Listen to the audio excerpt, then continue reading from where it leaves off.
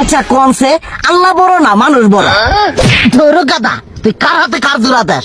কোড়ায় আল্লাহ আর কোড়ায় মানুষ। যেটা কবার কইছে ওইটা কন। আল্লাহ বড় না মানুষ বড়? আল্লাহই তো বড়।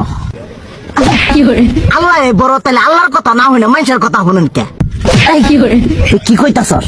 কি আর আল্লাহর কথা মানে না মানুষের কথা মানে? হ্যাঁ, কি আর মানুষের কথা শুনেন তাই না?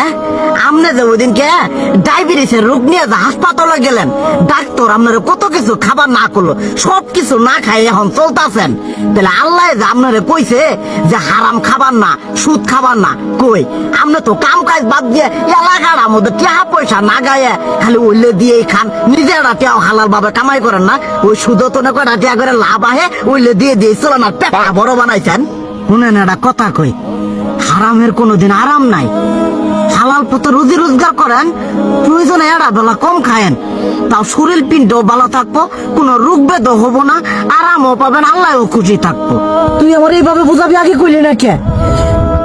আসলে এই বিষয়টা তো আমি কখনো মাথায় এইভাবে নেই যে আমাদের কখনো ডাক্তার নিষেধ করলে ঠিকই আমরা নিষেধ মানি, কিন্তু উপর আল্লাহ যে কত কিছু নিষেধ করে দিয়ে সেটা মানি না। আর এই যে হারাম পথে টিয়া পয়সা কামাই করতেছেন, শরীরের মধ্যে দুনিয়া রোগ বেত হয়েছে, দেখা যাইতেছে যা টিয়া হারাম পথে কামাই করতেছেন তার তো বেশি টিয়া মনে করেন জ্বলে যাইতেছে গা বেশি। আজকের পর থেকে আমি আর এই হারাম সুদ খামো না, আমি হালাল পথে চলবো, হালাল টাকা পয়সা ইনকাম করবো। এতে করে যদি একবেলা কমও খাইতে হয় তবুও খামো, তবু আমি আর এই হারাম পথে চলবো না।